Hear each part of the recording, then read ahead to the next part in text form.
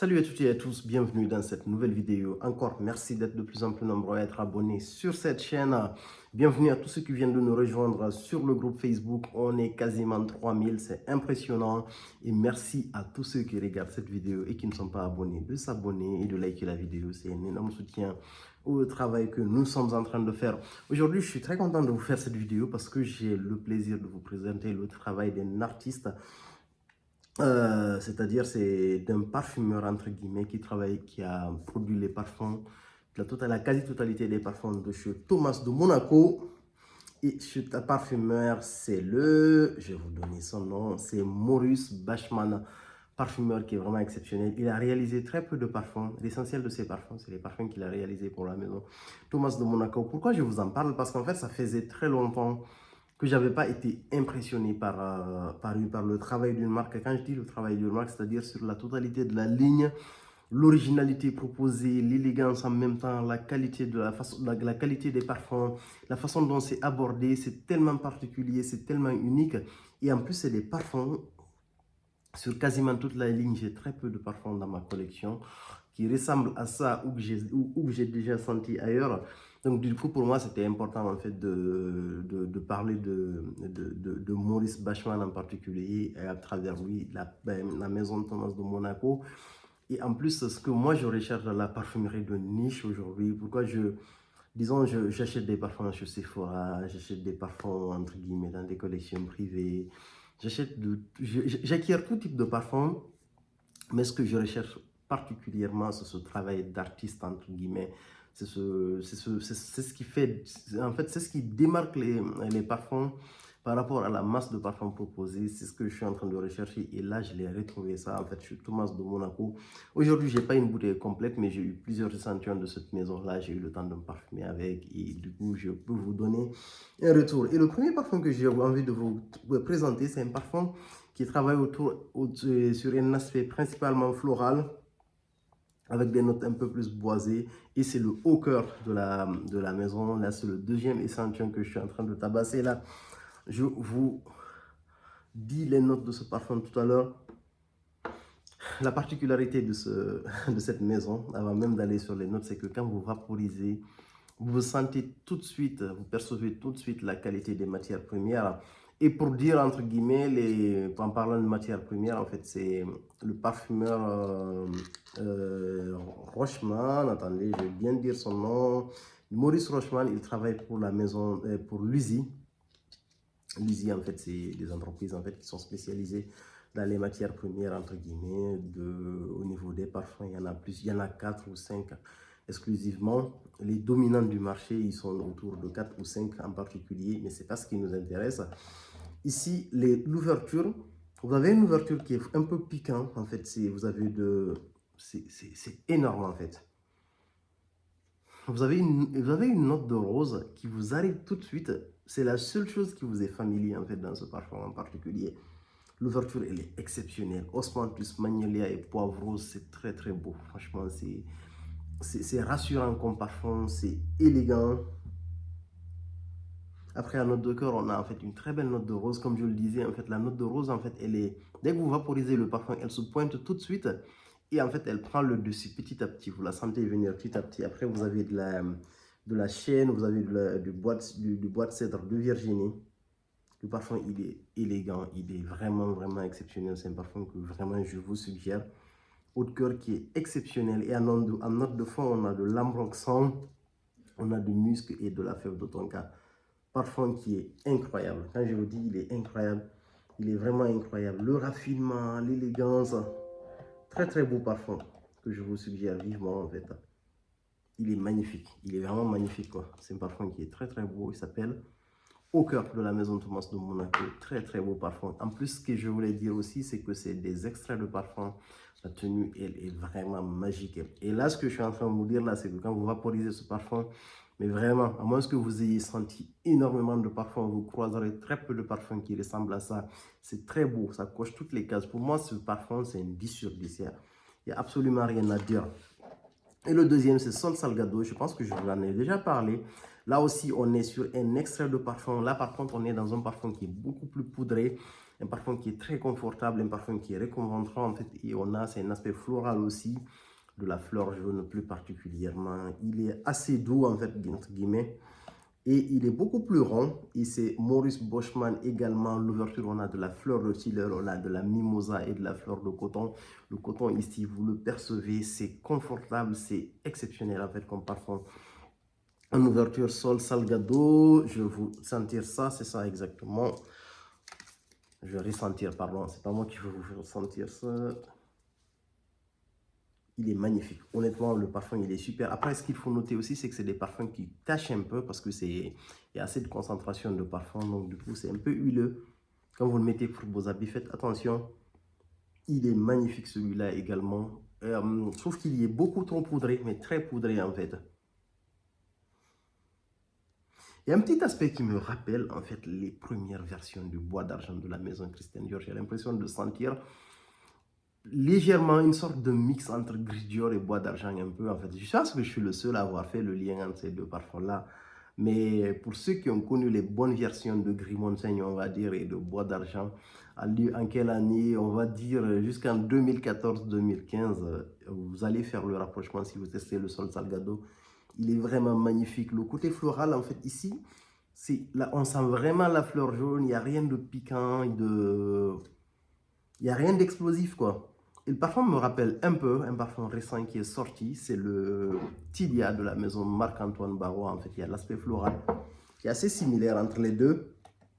Vous retrouvez, je pense que c'est lié à la note de fleur de tilleul, entre guillemets, que vous avez dans les deux. Et après, le parfum, il évolue vers un aspect héliotrope, ambre gris. On retrouve, je pense, la même note aussi. On le retrouve dans le Tilia et à l'héliotrope également, ouais. Il y a vraiment beaucoup de... Il y a vraiment cette ressemblance entre le Tilia de la maison Marc-Antoine Barrois et le Sol Salgado.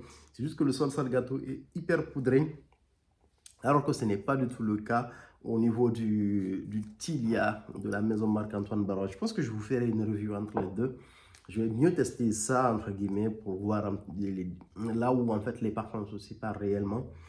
Mais celui-là, Sol Salgado, exceptionnel. On a de l'ambre gris également. En note de fond, on a de la vanille, du musc, du bois de santal et un aspect fumé. Je ne sais pas si c'est de l'encens. C'est subtil, c'est fin, c'est délicat et surtout, c'est très original en fait. Vous ne sentez ça quasiment nulle part en fait.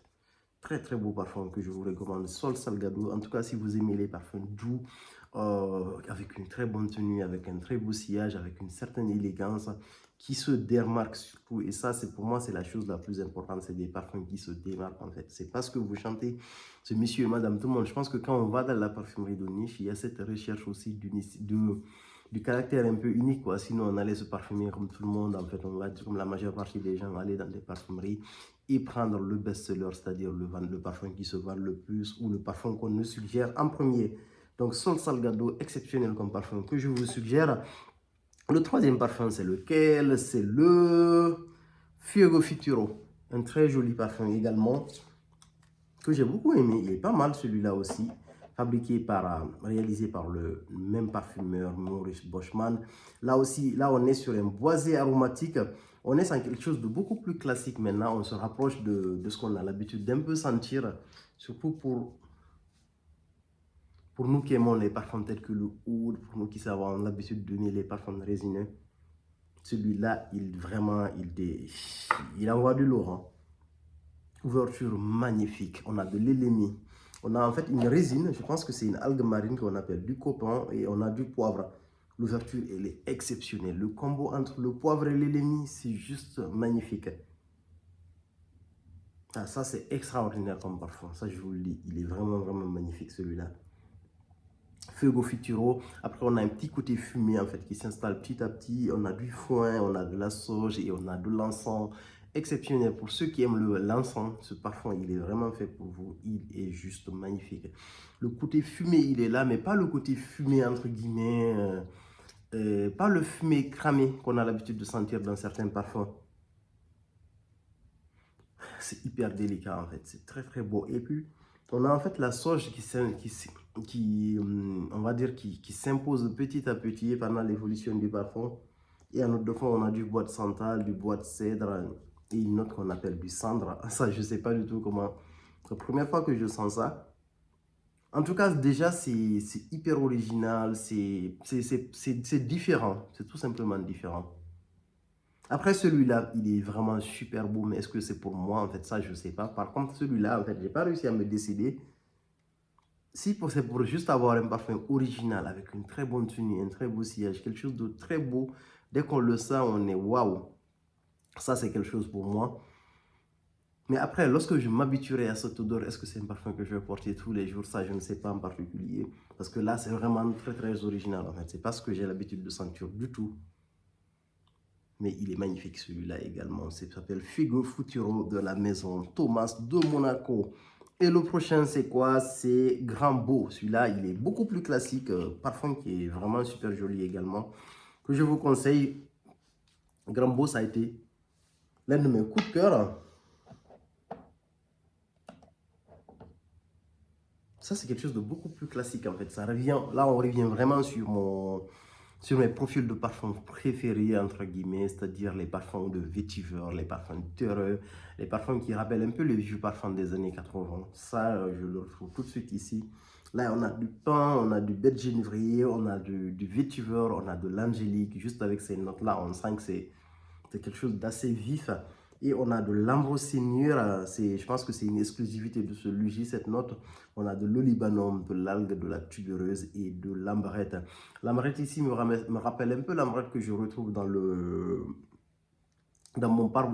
parfum dans l'un de mes parfums de chez Prada qui s'appelle Cargo de nuit. Il est vraiment beau. En fait, j'ai l'impression de mélanger ici un peu mon Dior Vetiver et de mélanger légèrement en fait Prada Cargo de nuit et de mélanger un troisième parfum de chez moi de ce Bella Bellissima qui s'appelle Perfect Man Alternative. Ce sont des parfums que j'ai ici, mais celui-là aussi, il est vraiment, vraiment magnifique, quoi. Très, très joli parfum, assez élégant, assez raffiné, très masculin. Par contre, celui-là, en fait, je le trouve, disons, je ne trouve pas du tout qu'il est mixte. Grand, beau, très, très joli parfum. Par contre, là, c'est vraiment du parfum avec beaucoup de caractère. Je pense qu'on a besoin d'avoir un certain profil, entre guillemets, assez imposant pour pouvoir porter ce parfum facilement. C'est pas un parfum facile, c'est pas le parfum que vous allez porter tous les jours. Et moi, je pense que c'est un parfum qui est beaucoup plus adapté quand vous êtes dans un milieu de gens qui sont habitués à des parfums assez spécifiques, entre guillemets, à des parfums qui sont assez pointus. Grand Beau, magnifique comme parfum. Celui-là aussi, je l'adore en fait, il n'y a rien à dire. Mais est-ce que c'est un parfum qui va énormément tourner dans ma collection? Quand je dis tourner, est-ce que c'est un parfum que je vais souvent porter? Ça, je ne sais pas parce que c'est très très spécifique. C'est comme lorsque je vous parle de complexe de la maison Boadicea Victorieuse ou même de Nemer. Nemer, c'est magnifique. Non, Nemer, c'est beaucoup plus portable. Mais complexe, par exemple, ce n'est pas un parfum facile, on va dire. C'est très beau, c'est classique, mais ce n'est pas facile. Là aussi, c'est beau, c'est classique, on va dire, parce qu'il y a un profil olfactif, il y a des profils olfactifs similaires qu'on retrouve. Mais surtout, on a une certaine originalité qui est juste magnifique. Ça me rappelle un parfum de Frédéric Malle dont je n'arrive pas du tout à me rappeler le nom. J'ai senti ce Frédéric Malle. Mais il est vraiment, vraiment beau. C'est un parfum que je vous suggère, mais réellement. Et le prochain, c'est vraiment le gros best-seller de la maison. C'est de celui-là dont tout le monde parle et c'est le Raw Gold. Thomas de Monaco. Tac, tac. Raw Gold, il est magnifique. Il y a eu une édition limitée qui est sortie, qui est légèrement différente de celui-là. Là, on a un parfum boisé, poudré, vanillé avec de l'iris. Honnêtement, je comprends totalement pourquoi les gens sont happés par le Raw Gold. Il est magnifique. Il est exceptionnel celui-là. Tenue, sillage. Pourquoi je parle de ça déjà? Et alors que pourquoi je parle de tenue de sillage alors que vraiment la principale qualité de ce parfum, c'est le travail autour des matières premières. C'est l'originalité surtout de la proposition. C'est exceptionnel comme parfum. C'est la finesse. Là, on a de la racine d'iris, on a du davana, on a du bois de cèdre. Le davana, on a du suède. Il y a un aspect très cuiré en gros sur ce parfum qui est assez dominant. On a du patchouli, du bois de gaillac, exceptionnel. On a de la vanille, du bois d'oud et du benjoin. Et moi, ce que j'ai beaucoup aimé dans le Raw Gold, au début, dès que j'ai vu les notes, dès que je l'ai senti un peu, je pense que j'ai été un peu rebuté à l'idée d'aller plus loin sur ce parfum. Mais j'ai vraiment pris le temps de lui donner sa chance parce que je me dis, encore un énième parfum de patchouli, de oud et de cuir, on en a vraiment beaucoup. Mais un parfum qui prend ces notes-là, dont aujourd'hui on a quasiment toutes les marques qui proposent du oud ou qui proposent du cuir, mais un parfum qui arrive à reprendre ces notes classiques et à nous proposer quelque chose de très original. Franchement, je trouve que le travail, il est super bien fait, quoi. Ça vaut le coup, entre guillemets, d'être mis en avant. Raw Gold est exceptionnel. Ce parfum-là, il sera dans ma collection. Je ferai tout, Inch'Allah, pour l'avoir sur ce parfum dans ma collection, quoi. Si Dieu le veut bien, je l'aurai celui-là. Il est magnifique, honnêtement, il est magnifique. Je trouve qu'il est très adapté à l'automne, à l'hiver en particulier. Et même au printemps, c'est un parfum qu'on peut porter. En été, je ne me vois pas le porter en particulier. Et ce que j'ai oublié de vous dire, c'est que tous ces parfums vous pouvez les porter quasiment toutes les saisons, excepté celui-là. En été, je ne le porterai pas, surtout quand il fait super chaud. Mais le Raw Gold, un parfum qui est vraiment, vraiment exceptionnel, quoi. Très beau parfum, en fait.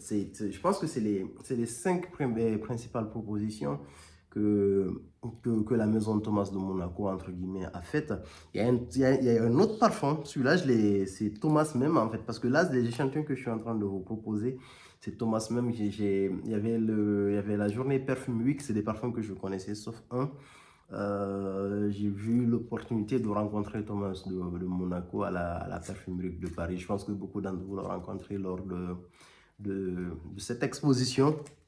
Et c'est lui-même qui m'a offert les derniers échantillons de la marque. J'en avais quelques-uns déjà. C'est lui-même qui m'a refourni, entre guillemets, les échantillons sur la marque. Ça a été assez sympa, en fait, d'échanger avec lui. Et il y avait un dernier parfum, en fait. Celui-là, il n'est pas disponible. Il n'est même pas disponible chez Beauvois. Je ne sais pas, je ne suis pas sûr, hein. Je ne l'ai pas vu. Il s'appelle Ultima Storia. C'est un parfum qui est assez classique, très beau. En fait, on a du citron noir, on a de l'amande torréfiée, on a du café, de la poire, de l'oris, on a du bois de cèdre, on a du safran, du cuir et du talcum. Parfum assez phénoménal, très beau. Pas aussi original en fait que les autres que j'ai proposés, mais c'est vraiment un gros couteau suisse qui est hyper tranchant, qui est très efficace. Il est vraiment magnifique. Je pense que c'est un parfum aussi qui va avoir beaucoup de succès. C'est l'une des rares maisons, honnêtement, où je trouve que j'aime quasiment toutes les références. Il n'y a pas une seule référence que je ne pourrais pas avoir dans ma collection. C'est soit je la porterai très souvent ou je la porterai moins souvent, peu, mais toutes ces références de cette marque, en fait, ont leur place dans ma collection. Après, je pense que j'hésite pour commencer. Je pense que je vais aller vers le Raw Gold. Ce sera beaucoup plus classique, entre guillemets. Moi, dans les grandes maisons, j'aime bien aller vers le principal, la référence principale parce qu'en général, en fait, quand on commence par les autres références, on est obligé d'aller reprendre. Je pense que je vais aller vers le Raw Gold. Après, le deuxième, probablement, ça sera le Haut Cœur que je trouve qui est vraiment sublime. Le Haut Cœur qui est magnifique comme parfum également. Je pense que ça sera ma deuxième référence de cette marque. C'est vraiment quelque chose de très très beau que je vous suggère vivement. Même pour aller tester, c'est pour votre culture olfactive, ça vaut le coup en fait de tester cette maison de parfum. Ça vous montre, pour moi c'est une maison aujourd'hui qui peut se targuer entre guillemets d'avoir toutes les qualités que la communauté a données en fait aux parfums de niche entre guillemets ou aux maisons qui proposent de véritables parfums de niche. Thomas de Monaco, ils font un travail exceptionnel. Et en particulier, ce parfumeur-là, qui s'appelle, j'ai oublié son nom encore, j'arrive pas à retenir son nom, il s'appelle Maurice Boschmann. Il y a quelques références, il y a le UMO, entre guillemets, mâle qu'il a fait, il y a le Amour Brut qu'il a fait également, il y a le Horus égal qu'il a fait en 2016, avant de faire les 5 références de chez Thomas de Monaco. Je pense que la 6e aussi, c'est lui qui l'a faite. Mais je pense que je suis curieux de tester en fait au moins le IOMO en fait qu'il a sorti en 2013, en 2023. Je pense que je suis assez curieux entre guillemets de tester ça parce que honnêtement le travail qu'il propose c'est un travail il propose un travail vraiment qui est super bien fait quoi. Voilà ce que j'avais à dire autour de cette maison. Pour ceux qui ont testé Thomas de Monaco, n'hésitez pas à nous en parler en commentaire. Merci beaucoup, à plus pour de nouvelles vidéos.